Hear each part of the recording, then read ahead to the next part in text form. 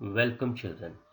Data handling for class 8th। इस video में हम डेटा हैंडलिंग का एक छोटा सा इंट्रोडक्शन देखेंगे जिसमें हम डेटा के बारे में जानेंगे, डेटा हैंडलिंग के वेरियस स्टेप्स के बारे में जानेंगे और स्पेशली हम डिस्कस करेंगे various methods of representation of data.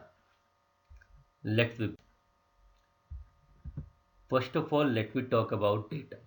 Data means any information collected to serve any purpose.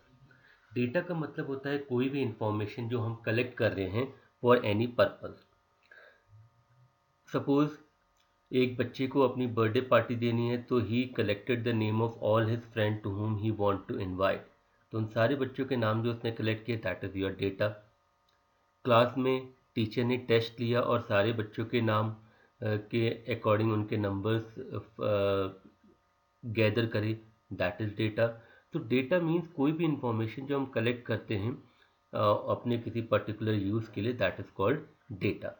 Generally जो डेटा होता है वो रॉ होता है, मीन्स हम उसको एज इट इज़ कलेक्ट कर लेते हैं, फिर हम उसको डिफरेंट वेज में यूज़ करते हैं, रिप्रेजेंट करते हैं, यूज़ करते हैं, इंटरप्रेट करते हैं। कलेक्शन के आधार पर डेटा की हम कैटेगरी करते हैं। तो डेटा को हम दो कैटेगरीज में बांटते हैं।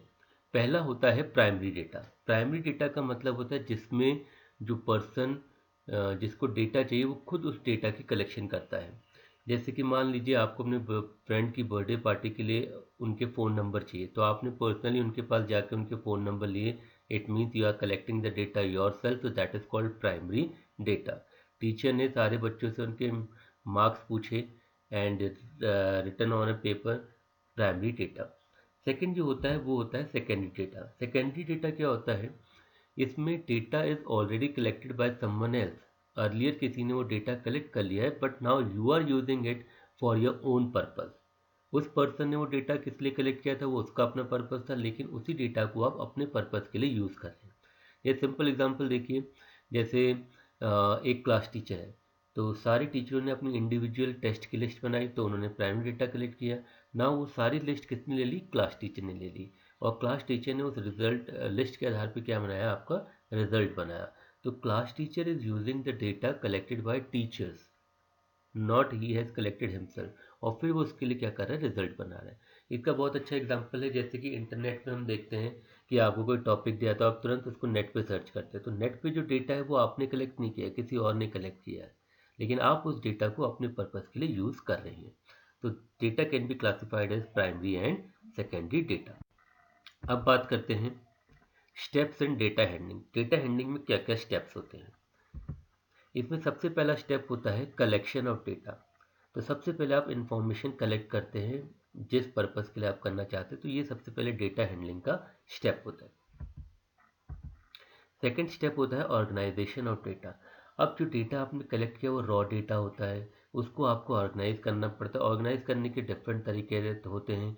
आप चाहे तो उसको ascending order, descending order, tabular form, telemarks table, ये सब उसको ऑर्गेनाइज करने के तरीके होते हैं। उसके बाद आता है रिप्रेजेंटेशन ऑफ डेटा। जो भी डेटा आपने ऑर्गेनाइज किया है आप उसको एक प्रॉपर वे में रिप्रेजेंट करते हैं। रिप्रेजेंट करने के लिए फ्रीक्वेंसी डिस्ट्रीब्यूशन टेबल हो सकता है, आपका ग्राफ की फॉर्म में आप उसको रिप्रेजेंट कर सकते हैं, आप उसको पाई चार्ट की फॉर्म में रिप्रेजेंट कर सकते हैं। तो these are various methods of representing the data. और फाइनल होता है आपका इंटरप्रिटेशन ऑफ डेटा। जो भी आपने डेटा कलेक्ट किया है उसको रिप्रेजेंट किया, उसकी मदद से आपको जो भी इंटरप्रिटेशन करनी है, जो भी आपको रिजल्ट्स निकालने हैं वो आप निकाल सकते हैं।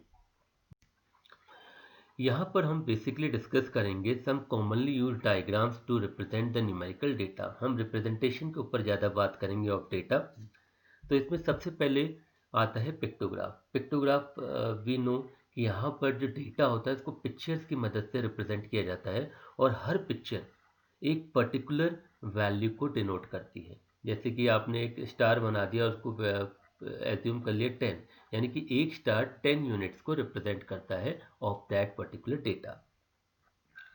दूसरा मेथड है बार ग्राफ। बार ग्राफ हम जानते हैं जिसमें हम रेक्टेंगुलर बार्स बनाते हैं और उनको ग्राफ पेपर पर रिप्रेजेंट करते हैं। हर बार एक पर्टिकुलर वैल्यू को डिनोट करता है। Then double bar graph. Double bar graph हम जनरली कंपैरिजन के लिए यूज़ करते हैं, जहाँ पे दो बार्स को आपस में जोड़ के बनाया जाता है and they can be use for comparison. Then histogram. Histogram is also a graphical representation. ये तब यूज होती है जब हमारा जो डेटा होता है ग्रुप्ड होता है, यानी कि वो क्लास इंटरवल की फॉर्म में इसको ग्रुप किया जाता है। देन पाई चार्ट और ग्राफ, और पाई ग्राफ हम इसे कहते हैं। पाई चार्ट और पाई ग्राफ का मतलब होता है जब हम डेटा को एक सर्कुलर फॉर्म में रिप्रेजेंट करते हैं और उसमें every information represented by a particular sector area, तो हर सेक्टर एरिया एक पर्टिकुलर इंफॉर्मेशन को रिप्रेजेंट करता है। आइए इनके बारे में थोड़ा सा डिस्कस करते हैं। सबसे पहले बात करते हैं pictograph. The representation of an information through pictures is called a pictograph. जैसा कि हमने डिस्कस किया, पिक्चर्स की मदद से जब हम इंफॉर्मेशन को रिप्रेजेंट करते हैं that is called pictograph. Pictograph use relative sizes और repetition of the same icon, picture और सिंबल टू शो कंपैरिजन। देखिए, पिक्टोग्राफ में हम एक सिंबल को या एक पिक्चर को ले लेते हैं और उसको एक वैल्यू असाइन कर देते हैं, और फिर डेटा में जो हमें वैल्यू रिप्रेजेंट करनी है उसके अकॉर्डिंग हम उसका यूज़ करते हैं, और उसमें कभी कभी उसका रिपीटिशन भी होता है। इसको हम pictogram, pictorial chart, pictorial graph या पिक्चर ग्राफ भी कहते हैं। नीचे एक पिक आप देख रहे हैं, इसमें देखिए sports played by third graders लिखा है, तो बेसबॉल के लिए आपने देखा है कि एक बॉल को यूज़ किया गया है और एक बॉल 10 स्टूडेंट को यूज़ रिप्रेजेंट कर रही है। तो बेसबॉल में आप देखिए 1 2 3 4 5 बॉल्स का यूज़ किया गया, इसका मतलब कितना हो गया 50 स्टूडेंट। तो यहाँ पे हमने डेटा को एक पिक्चर की फॉर्म में रिप्रेजेंट किया है। आपको और देखते हैं, यहाँ पे भी हमने एक पिक्टोग्राफ लिया है, कार का सिंबल यूज़ किया है और एक कार 100 कार को रिप्रेजेंट कर रही है। तो ये क्या है डेटा कि हर मंथ में कितनी कार किसी कंपनी ने बेची या प्रोड्यूस करी। तो जुलाई में देखिए हमने 2.5 पिक्चर दिखा रखी है, 1 पिक्चर 100 की, तो यानी 250 कार हो गई। अगस्त में 3 कार थे यानी 300 हो गई। तो सितंबर में अगर पूछे कि कितनी कार थे, तो 4 पिक्चर से इसका मतलब 400 हो गई। और डेटा से ही हम इंटरप्रिटेशन भी कर लेते हैं। अब जैसे how many cars were produce in the month of July, तो आंसर है 250। In which month were maximum number of cars produce, तो पिक्चर देख के हम देख रहे हैं कि सितंबर में सबसे ज़्यादा रिप्रेजेंटेशन है, it means September is the answer. तो this way by the help of pictograph we can represent any information. Next method है हमारा रिप्रेजेंटेशन का bar graph. It is the way of representing data visually. Bars are of uniform width and can be drawn horizontally or vertically with equal spacing between them. The length of each bar represents the given number frequency. Bar graph के बारे में हम जानते हैं कि यहाँ पर हम हर वैल्यू को जो भी डेटा में दी गई है उसको बार्स की मदद से शो करते हैं। ये रेक्टेंगुलर बार्स होते हैं, इनकी height is according to the value which has to be represented. इसके अलावा ये बार्स इक्वल स्पेसिंग में बनाए जाते हैं। इनको हम एक्स एक्सिस के अलॉन्ग भी बना सकते हैं और वाई एक्सिस के भी अलॉन्ग बना सकते हैं। डिस्कस करते हैं बार ग्राफ के पार्ट्स के बारे में। तो आपने देखा जब भी हम बार ग्राफ बनाते हैं तो उसमें सबसे पहले हम दो परपेंडिकुलर लाइंस बनाते हैं, जिसमें एक को हम कहते हैं एक्स एक्सिस और दूसरे को कहते हैं वाई एक्सिस। देन ग्राफ बनाने के लिए हमें स्केल की रिक्वायरमेंट होती है। स्केल का मतलब होता है कि हम उस ग्राफ में एक ब्लॉक को कितनी वैल्यू के इक्वल ले रहे हैं। सपोज हम लेते हैं 1 ब्लॉक इक्वल टू 10, यानी 1 ब्लॉक आपकी 10 यूनिट्स को रिप्रेजेंट करता है। तो अगर हमें 25 यूनिट्स रिप्रेजेंट करनी तो हम लेंगे 2.5 ब्लॉक। तो ये स्केल का मतलब होता है how you are representing the values on the graph. Then information को रिप्रेजेंट करने के लिए बार्स का यूज़ किया जाता है जो रेक्टेंगल की शेप में होते हैं। इनकी हाइट्स अलग अलग होती है अकॉर्डिंग टू द वैल्यू जो आपको रिप्रेजेंट करनी है। देन इन बार्स के बीच का जो डिस्टेंस होता है वो हमेशा इक्वल होता है। तो this is the bar graph के पार्ट्स। ये हम डिस्कस कर चुके हैं, Y axis, X axis, bars and scale. Then बात करते हैं, एक एग्जांपल ले लेते हैं। देखिए यहाँ पे एक एग्जांपल आप देखिए कि आपको एक बार ग्राफ दिया गया है। आप देख रहे हैं एक्स एक्सिस पे लिखा है एकेडमिक ईयर, यानी कि कौन कौन सा एकेडमिक ईयर है। वाई एक्सिस में number of student in class 8, यानी हर साल क्लास 8 में कितने बच्चे थे। तो अगर आप इस ग्राफ को देखेंगे तो आप देख सकते हैं, आप इसको रीड कर सकते हैं। 2003-4 में देवर 100 स्टूडेंट्स, 2004 और 5 में 200 स्टूडेंट्स थे। तो इस तरीके से बार ग्राफ में किसी भी इंफॉर्मेशन को रिप्रेजेंट किया जाता है, और हम देख रहे हैं कि हर बार के बीच में इक्वल स्पेसिंग है। फिर इसी का हम इंटरप्रिटेशन कर सकते हैं, जैसे कि आप कुछ क्वेश्चन देख रहे हैं, what is the information given by the bar graph.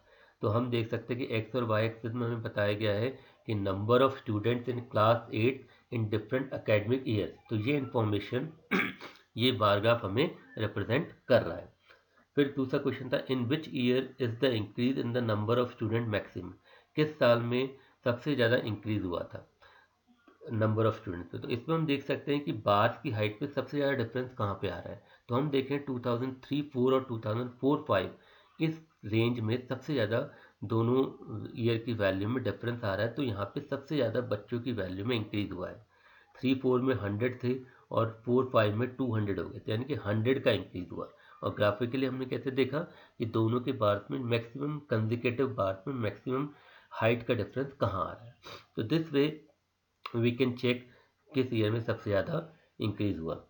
In which year is the number of students पर मैक्सिमम, सबसे ज़्यादा स्टूडेंट किस में थे।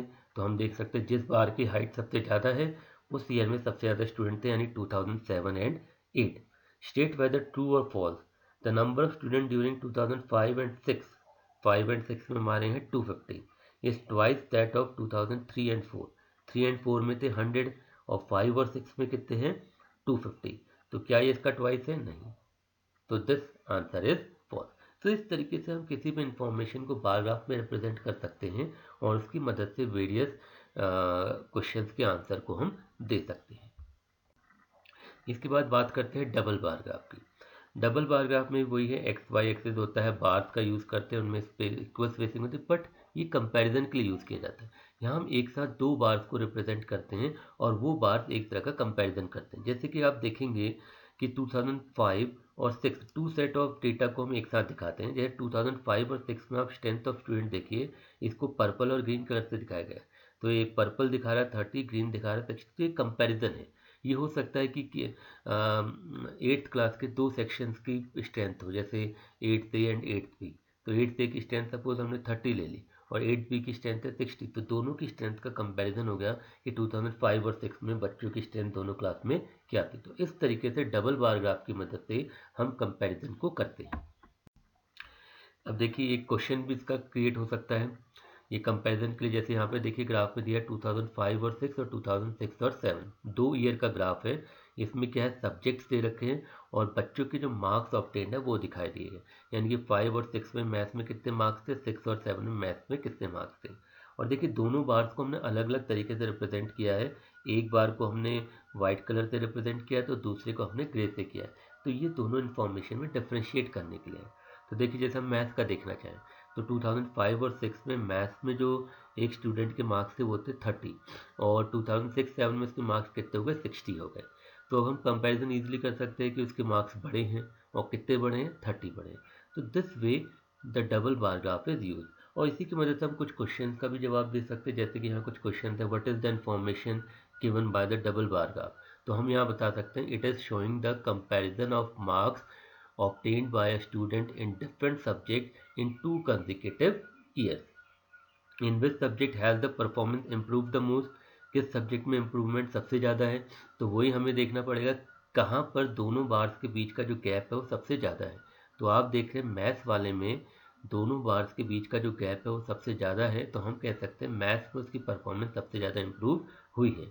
अब एक और क्वेश्चन है, किस सब्जेक्ट में उसकी परफॉर्मेंस डिटोरिएटेड हुई है, यानी कि डिक्रीज हुई है। तो इसमें हम देखेंगे कि कहाँ पर ग्राफ डिक्रीज जा रहा है। तो हम देख रहे हैं कि इंग्लिश वाले में उसका ग्राफ फर्स्ट ईयर में बड़ा था और छोटे सेकंड ईयर में थोड़ा हाइट कम हुई, यानी यहाँ पे इसका डिक्रीज हुआ है। In which subject is the performance at par, एक जैसी है। तो आप देख रहे हैं हिंदी में दोनों ईयर का ग्राफ एक ही लेवल पे, इट मीन्स यहाँ पे उसकी परफॉर्मेंस एक जैसी थी। तो these are the different ways of representing the graph और उसकी मदद से हम उसका इंटरप्रिटेशन कर सकते हैं। हमारी नेक्स्ट वीडियो में हम इसका फर्दर डिस्कशन करेंगे जिसमें हम हिस्टोग्राम और पाई चार्ट के बारे में डिस्कस करेंगे। Thank you.